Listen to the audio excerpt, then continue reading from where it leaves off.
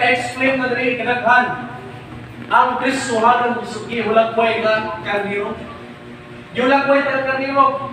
Ito ang pangutanan ng dili iyon. Ito ang pangutanan. Ito pa ni Pastor Israel. Pangutanan ng dili iyon. Ganong dili lubo. Ganong dili agila nga. Dapat mabangis kontak.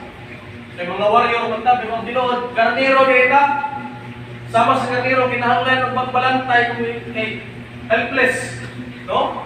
Ang Kristohanon helpless. Ikan sa talas. Sa diyan ang Kristohanon baka naay mga hong-hong sa tanas nga dili maayo, dali na kayo madala. Adunay tentasyon, dali na kayo madala. Adunay mga emosyonal nga di pambatik, dali na kayo madala.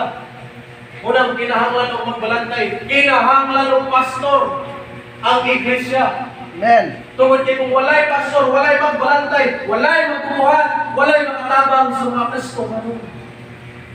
Sa diha kita magbakit talaga. Walay magbalantay, magpakaon ka na to sa pulong sa Diyos. So, ganong giikuan ni Pablo, no? Ganong natutunan nilang bitan sa pornography.